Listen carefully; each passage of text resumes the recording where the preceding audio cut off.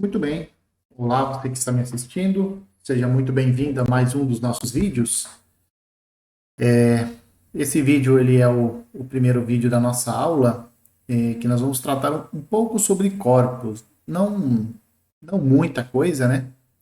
Mas pelo menos trazer alguns exemplos adicionais de corpos e também algumas propriedades adicionais também sobre corpos.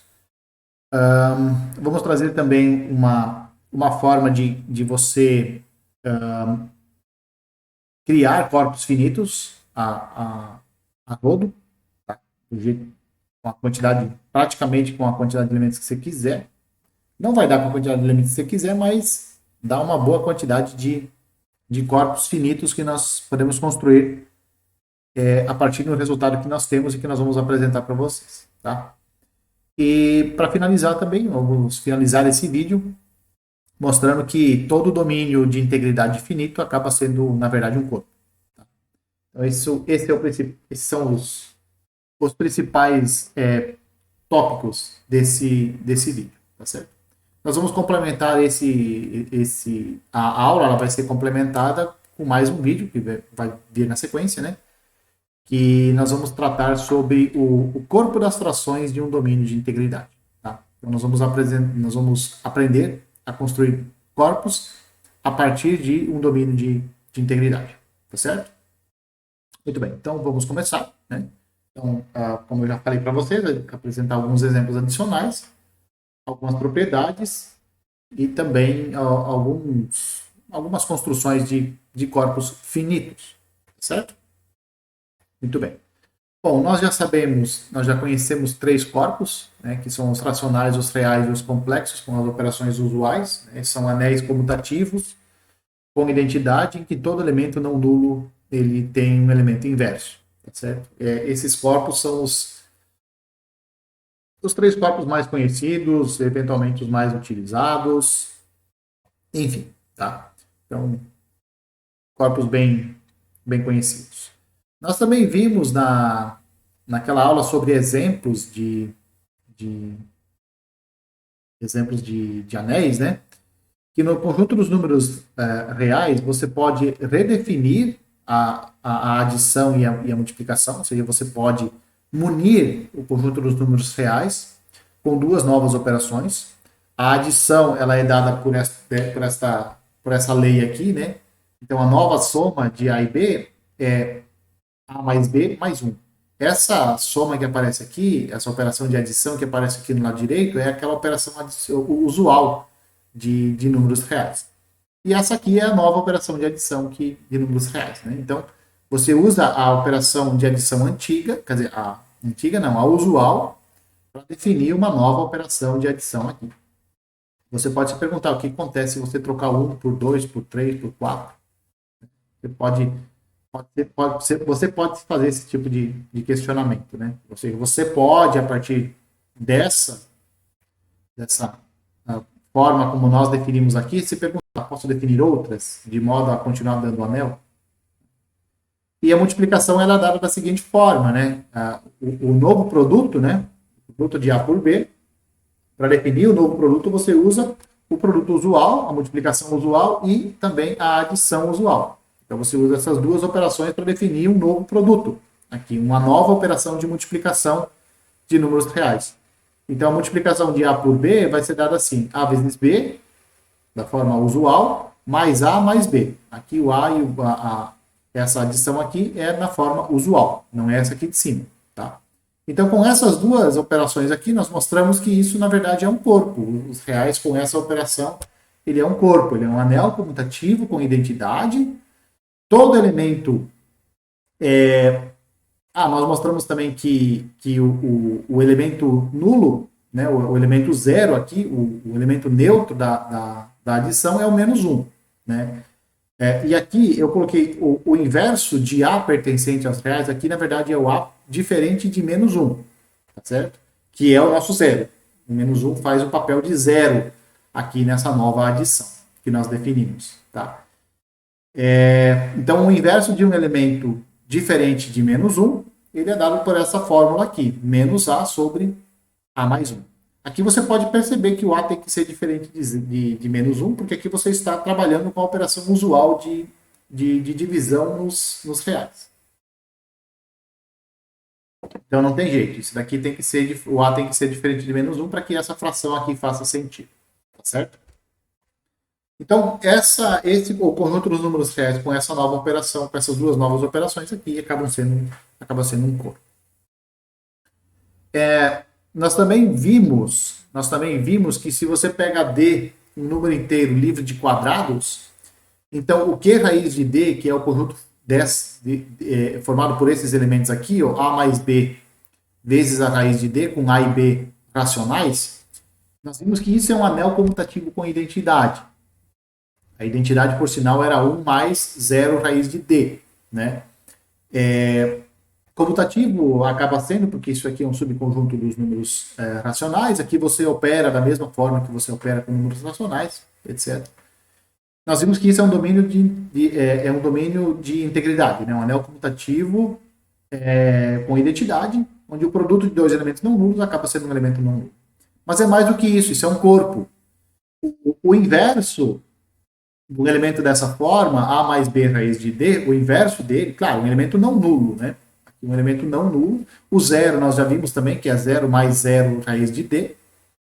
Então, quando o A e o B são diferentes de zero, ou A ou o B são diferentes de zero, você tem um elemento não nulo, aí o inverso vai ser dado da seguinte forma: A sobre A quadrado menos D raiz, menos D vezes B quadrado, menos o B sobre A quadrado menos D vezes B quadrado raiz de D. Você pode observar que essa parte aqui, isso é um número real, um número racional, desculpa, porque o A e o B são racionais. A, B são racionais e o D também é um racional porque é um inteiro. Então, quando você opera números racionais, você acaba tendo um número racional. Então, isso aqui acaba sendo um número racional. Isso aqui também. Então, isso está em Q raiz de D. Você pode verificar isso daqui. Você pode verificar que esse daqui, de fato, é o inverso. Como é que você faz isso? Você pega o A mais B raiz de D e multiplica por esse trambolho aqui. Quando você fizer a multiplicação ali, aquela multiplicação que nós vimos lá em alguns dos vídeos anteriores, lá quando nós estávamos trabalhando com exemplos, né, de anéis, se você fizer essa multiplicação, você vai ver que isso vai dar exatamente 1 mais 0 raiz de D. Tá? Outra coisa que você pode observar aqui é o que acontece aqui quando o D for o menos 1. Quando o D for igual a menos 1, aqui vai aparecer A quadrado menos B quadrado. Então, aqui vai dar A quadrado mais B quadrado. Quando o D for menos 1. Né? E aqui também, A quadrado mais B quadrado. E aí você pode observar o seguinte, esse inverso aqui, quando o D for menos 1, é exatamente o inverso lá que nós vimos em números complexos. Tá? Então, os números complexos, o inverso de números complexos, inspira a nós pensarmos que esse daqui é de fato o inverso de um elemento dessa forma. Tá? E de fato é. Tá? Se você for pensar assim, o A menos B raiz de D, você pode chamar esse cara de conjugado de A mais B raiz de D. Tá? E aí você usa o mesmo procedimento para determinar o inverso que nós usamos lá em números complexos. Então você vai chegar nesse elemento aqui. Ou, essa é uma possibilidade. Ou então você pega esse elemento aqui, A mais B raiz de D, multiplica por esse e você vai verificar que isso dá 1. 1 mais 0 raiz de D. Tá? Essas são as duas formas de verificar que esse aqui de fato é o inverso. Aqui também é importante, né, que o A ou o B sejam diferentes de 0, para você não ter um denominador nulo. Isso é uma coisa importante de se observar aqui. O que virá agora, o próximo resultado, ele nos dá uma ferramenta poderosa de nós construirmos corpos finitos. Tá? E ele fala o seguinte, né, que se M é um número inteiro positivo, então o ZM vai ser um corpo, se somente se o M é um número primo. Como você tem uma quantidade infinita de números primos, então você tem uma quantidade infinita de corpos, finitos, inclusive. Tá? É claro que esse resultado ele não deixa que você construa esse resultado, não deixa que você construa um corpo com uma quantidade de elementos que você queira, você não consegue, você quer 6, por exemplo. É um corpo com 6 elementos, você não consegue com esse resultado aqui. Você precisa fazer outras coisas que talvez a gente veja no futuro. Mas, para números primos, você tem, então, se você quer um corpo com uma quantidade prima de elementos, você pode usar os EMs com M's primos. Tá? Esses EM aqui é muito conhecido, né? Das classes, né? Classes de congruência nos inteiros.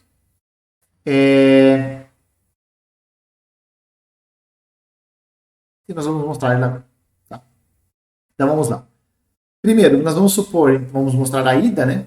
A ida, nós vamos assumir que o ZM é um corpo, como hipótese, e nós temos que mostrar então que o M é primo. Para mostrar que o M é primo, nós vamos supor que ele é composto. Tá? Então, a nossa hipótese vai ser que o M é corpo e que o que o ZM é um corpo e que o M é um número composto, que é a negação da tese. Hipótese, ZM é corpo, tese, M é primo, então nós estamos negando a nossa tese. Tá? E aí ela vira uma hipótese. A negação da tese vira uma hipótese. Então o ZM é corpo e o M é composto. Isso é o que nós vamos assumir. Se o M é composto, então você pode escrever o M como dessa forma aqui. A vezes B, onde o A e o B são números maiores do que 1 e menores do que M. Definição de composto. Bom, como o A é maior do que 1, então o A é maior do que 0, então a classe dele tem que ser diferente da classe nula. Até porque o A está entre 1 e M. Tá? Então não tem como a classe do A ser igual à classe do 0 no ZM. No ZM, tá certo? Se o A pudesse ser M, se tivesse essa chance do A ser M, aí aqui poderia ter a chance da classe do A ser igual à classe do 0. Mas o A não pode ser 0 e o A também não pode ser M. Está entre 1 e M. Então a classe do A tem que ser diferente de 0 e a mesma coisa a classe do B também tem que ser diferente de 0. Não tem chance. Agora observe o seguinte, ó, qual que é o produto da classe de A por B? A classe de A vezes a classe de B é a classe de AB. Foi definido assim, o produto de classes, né? E isso aqui, ó, AB é exatamente o M. Então isso aqui dá M barra, certo? E isso dando M barra, isso é 0 barra, porque no ZM, a classe do M é igual à classe do 0. Agora, o que eu posso fazer? Eu posso pegar essa equação aqui, então eu tenho ó, A barra vezes B barra igual a 0 barra. Tá?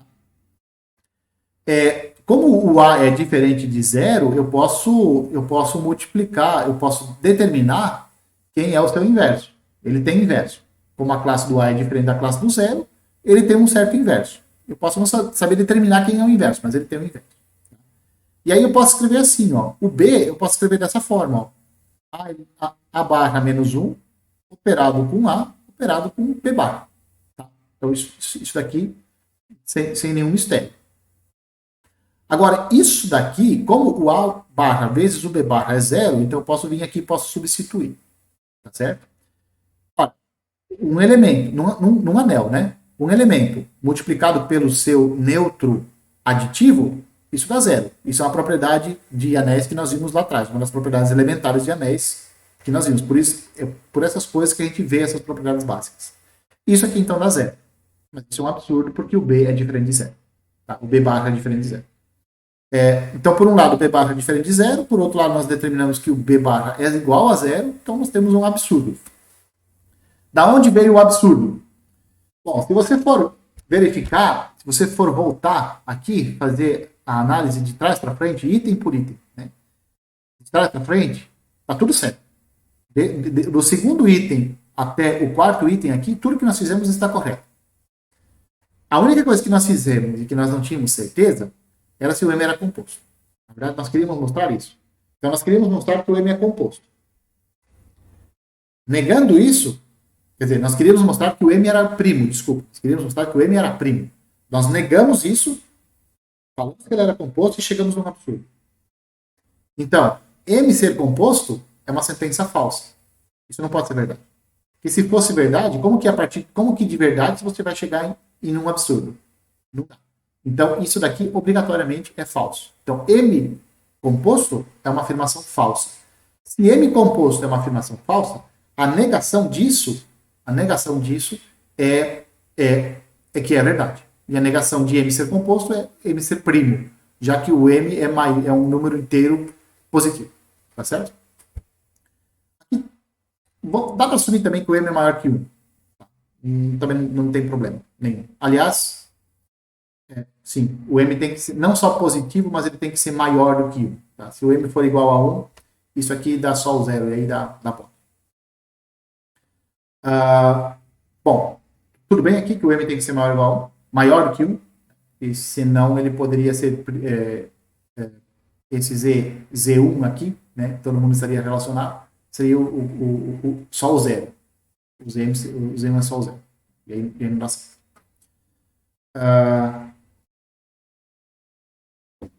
Bom, agora a recíproca, né? A recíproca diz que o M é primo e nós queremos mostrar que o ZM é um corpo. Para mostrar que o ZM é um corpo, nós já sabemos, é um anel comutativo e com identidade. Então, para mostrar que é corpo, basta nós pegarmos um elemento não nulo, uma classe não nula, e mostrar que essa classe tem um elemento inverso dentro do ZM. Tá? E é isso que nós vamos fazer.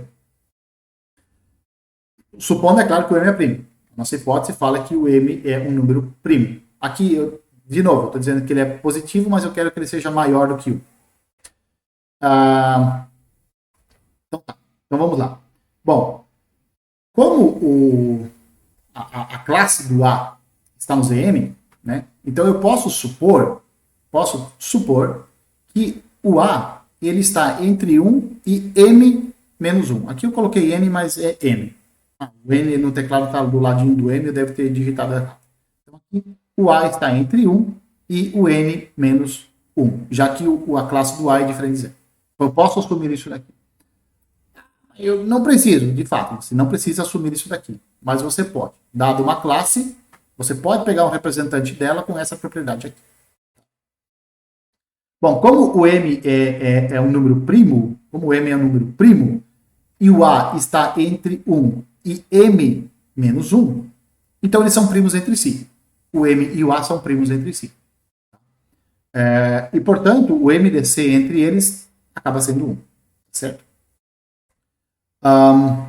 Porque como o M é primo e o A é menor do que o M, pensa, você tem um número primo e um número menor do que ele. Eles têm que ser primos entre si. Esse M não pode ser um fator primo do seu número A. Não pode. Então o MDC tem que ser 1.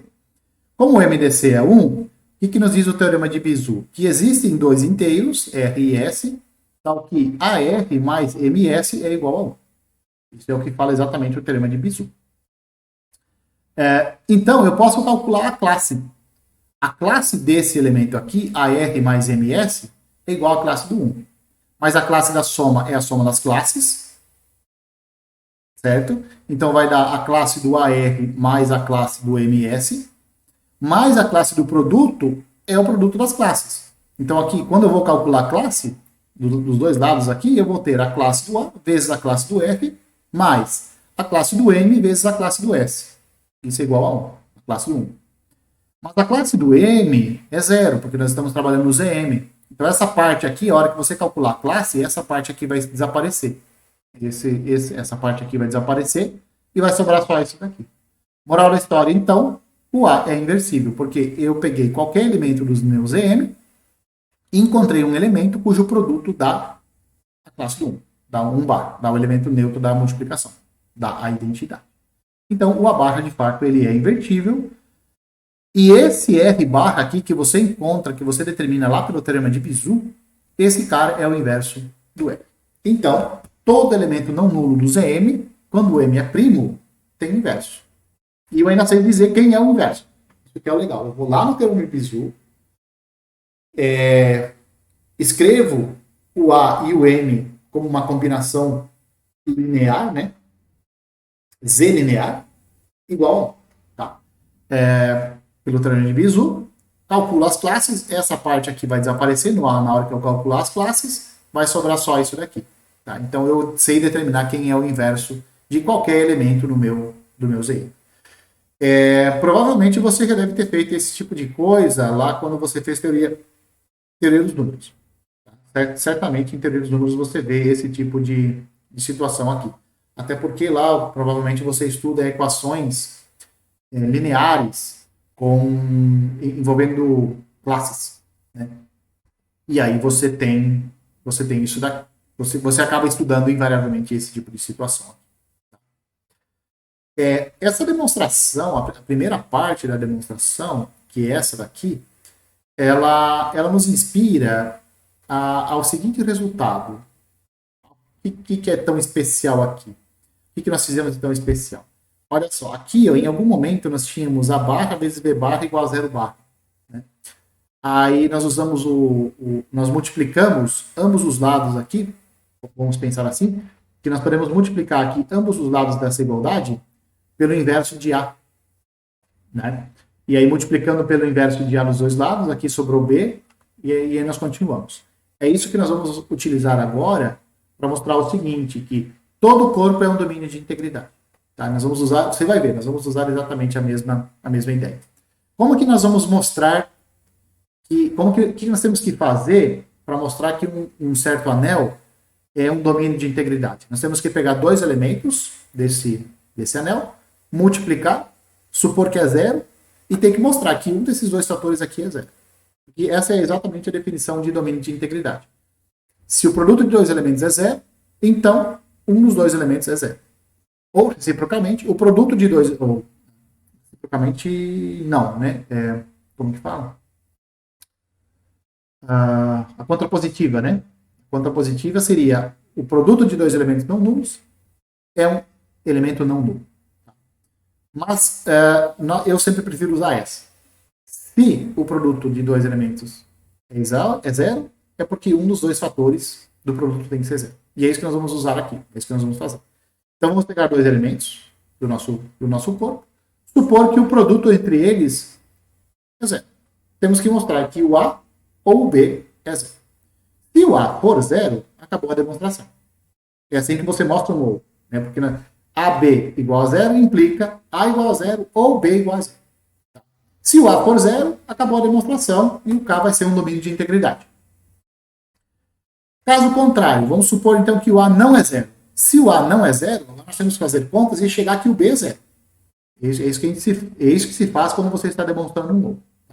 Então, se o A é diferente de zero, ou seja, caso contrário, se o A for diferente de zero, ele tem o inverso. Então, posso vir aqui, ó, nessa igualdade, aqui de cima, e multiplicar o lado esquerdo das duas igualdades pelo inverso de A. Que é o que eu fiz aqui, ó. Tá vendo? Eu vim nessa igualdade aqui, no lado esquerdo, e no lado esquerdo eu multipliquei pelo inverso de A. O que dá isso daqui? Isso daqui, por um lado, dá B. Né? Porque eu tenho o inverso de A vezes A. Isso por um lado dá B. Por outro lado, eu posso olhar o AB como sendo zero multiplicado pelo inverso de A. Então isso dá zero. E, portanto, eu tenho que o K é um domínio de integridade. Peguei um produto de dois elementos que dá zero. Se um deles é zero, acaba a demonstração. Se um deles não é zero, acabamos de mostrar que o outro tem que ser obrigatoriamente zero. Então, o K, ele é um domínio de integridade. A recíproca disso daqui não vale. Ou seja, se você tem K um domínio de integridade, não necessariamente ele é um corpo. E os inteiros é o melhor exemplo disso. Os inteiros é um domínio de integridade, mas ele não é corpo. O 2, por exemplo, é um elemento que não tem inverso. Mas você fala assim, claro que tem inverso. O inverso do 2 é 1/2. Mas 1/2 não é inteiro. Então não cai aqui dentro. Tá? Então, nos inteiros, o 2 não tem inverso multiplicativo. Ah, mas nos racionais tem? Sim, nos racionais tem. Por isso que eu estou falando que aqui é nos inteiros. Tá? Nos inteiros, o 2 não tem inverso. Então, os inteiros é um domínio de integridade que, na verdade, não é corpo. Uma outra caracterização de corpos é dado a partir dos seus ideais. Tá? Então, se você suponha que você tenha K um domínio de integridade, um anel comutativo com identidade. Tá? Então, suponha isso. O K é um anel comutativo com identidade. Quando que o K vai ser um corpo? Essa é a questão. Tá? Então, o K vai ser um corpo sem somente ser. O K só tem os ideais triviais. Quais são os ideais triviais? O zero e o anel todo. Certo? Então, é isso que nós vamos mostrar agora. Isso é uma caracterização dos corpos via ideais.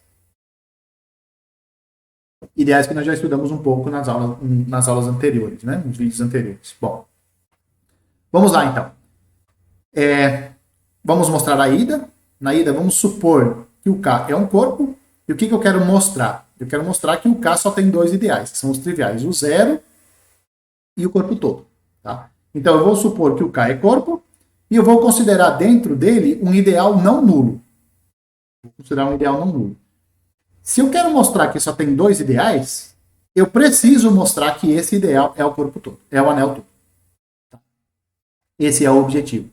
Então, eu peguei um ideal não nulo e vou mostrar que esse ideal não nulo aqui é o anel todo. Esse vai ser o meu objetivo. Porque aí só vai ter dois ideais, né? O zero e o corpo e o anel todo. Bom, se o ideal I ele é diferente de zero, então obrigatoriamente tem um elemento não nulo lá dentro. Como o K é um corpo, então ele tem inverso. Esse A que eu peguei dentro do ideal, ele tem um inverso. Tá? Agora, olha só. Como o A está no I, o A menos 1 eu não sei se está no I, mas o A menos 1 está no corpo, está no K. Mas A vezes A menos 1, isso certamente está em I. Certamente, porque o I é um ideal. Se eu pegar um elemento do ideal e multiplicar por qualquer elemento do anel, isso cai dentro do ideal. Definição de ideal, isso aí. Mas olha só, um elemento vezes o seu inverso, isso dá exatamente a identidade do anel. Então, isso dá 1 de K. Bom, então eu tenho agora que o 1 está no ideal. Agora, olha só, se eu pegar qualquer elemento do K e multiplicar ele pelo 1, isso continua caindo em I. Porque o I é ideal e o 1 está lá dentro. Mas um elemento de K vezes a identidade é o próprio K. Então, para todo K que eu pegar, todo K do corpo está no ideal I. Então, o que eu acabei de mostrar? Que o K está contido no I. Mas o I é um ideal de K. Então, o I está contido em K. Então, só podem ser iguais. Certo? E aí nós mostramos com isso que os únicos ideais de um corpo são os ideais triviais. Tá certo? Agora, o que eu vou supor? O que diz a recíproca? E se você tem um anel comutativo com identidade que só tem dois ideais, que são os triviais, então o K é um corpo. Então nós temos que mostrar que K é corpo, usando o fato do K só ter dois ideais. Então vamos lá. Vamos supor então que o K tenha apenas dois ideais triviais, né?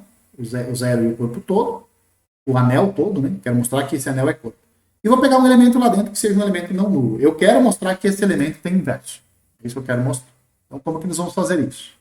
Bom, observe, o A é um elemento não nulo do anel K. Mas esse anel K só tem dois ideais, que são os triviais, o zero e o anel todo. O ideal gerado pelo A não pode ser o ideal nulo, porque o A é diferente de zero. E o A sempre está contido no ideal gerado por ele.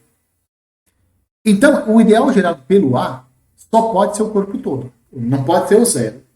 Só tem dois ideais. O zero e o corpo todo. O ideal gerado pelo A não pode ser o zero. Então, só pode ser o corpo todo. Tá? E o ideal gerado pelo A não pode ser zero, porque o A está dentro. O A está no ideal gerado por ele. Se ele pertence aqui dentro, né, e ele é diferente de zero, então esse ideal aqui não pode ser zero. Muito bem. Agora, olha só. Então, o 1 do anel, ele é um elemento que está no anel, e, portanto, ele está no ideal gerado pelo A. Mas como é que são os elementos do ideal gerado pelo A? Os elementos do ideal gerado pelo A são na forma AB. Com A e B, com B sendo um elemento do anel K. Então não tem jeito. Ó. 1 está no ideal gerado pelo A. Se o 1 está no ideal gerado pelo A, então ele é escrito da forma AB. Se ele é da forma AB, é porque o A tem inverso. Quem é o inverso dele? O B. Certo? Então o que eu acabei de mostrar? Que todo elemento não nulo do nosso anel, ele tem um elemento inverso. Estamos trabalhando, certo?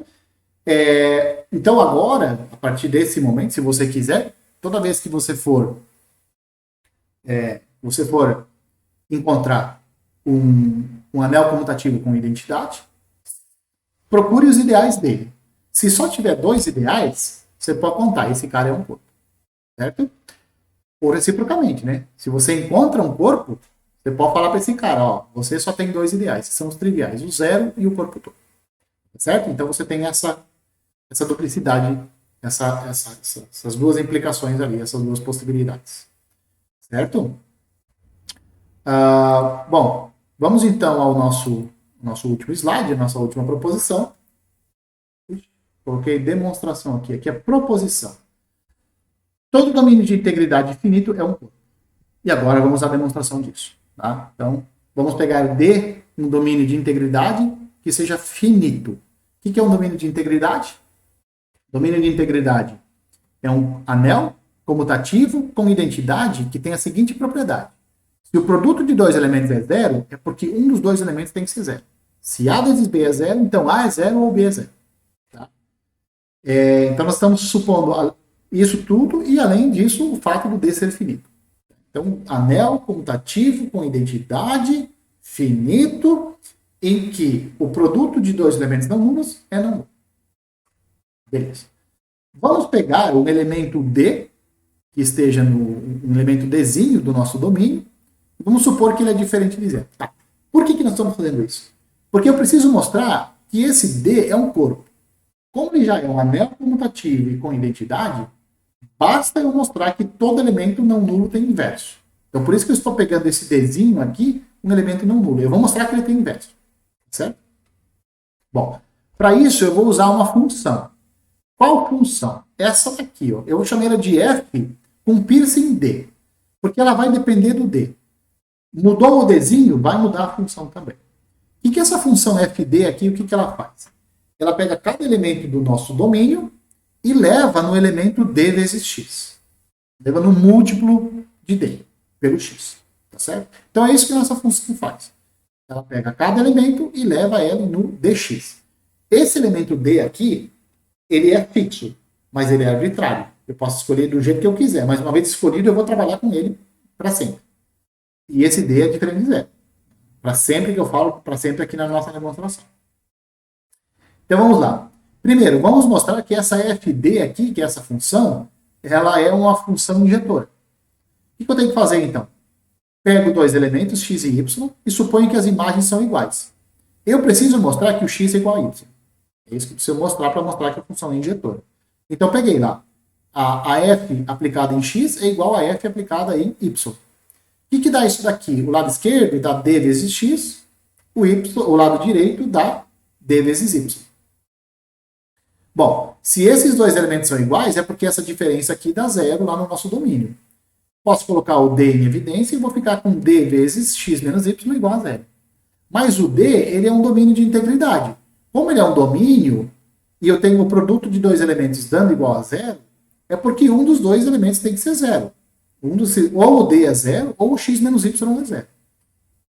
O d não é zero. Então só pode ser o x menos y sendo zero. Se o x menos y é zero, o x igual a y e a nossa função é injetora. Peguei 2 imagens iguais e mostrei que os elementos aqui que eu apliquei a função são iguais também. Então, nossa função é injetora.